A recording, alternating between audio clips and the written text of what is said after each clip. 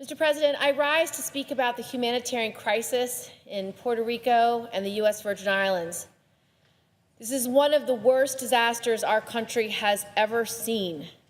The men and women and children who live on these islands are American citizens. Do not forget that. They are suffering and they need our help. They have no food to eat, no water to drink, no power, no refrigeration. If we don't give them help now, then many more people there will die, far more than those who were killed during the hurricane itself. I urge my colleagues here to think about our fellow American citizens in Puerto Rico and the U.S. Virgin Islands and what they are suffering through right now. Listen to their cries for help. Listen to what one of my constituents said to me.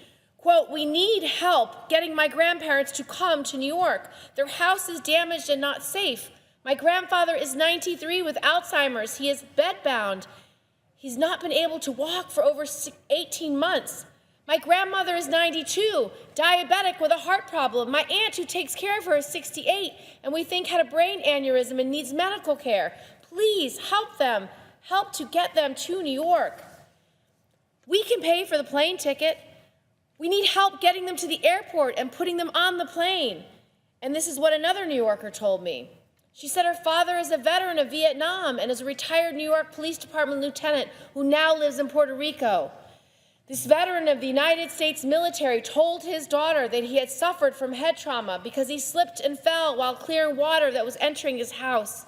He told his daughter that Puerto Rico is devastated and looks like an atom bomb has struck the island. He's without power, cell phone use, water. He told her that Mother Nature had unleashed a monster on them. He said, "God have mercy on us," and then told his daughter he loved her.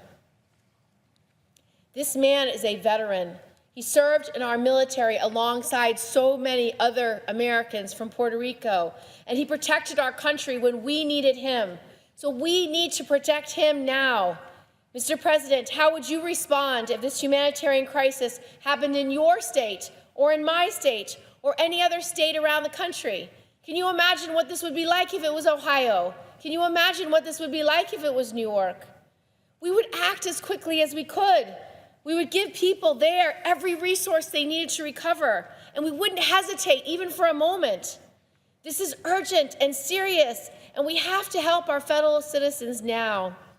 Congress must provide the funding necessary to send down every resource available, help them clean up, help them recover without further delay.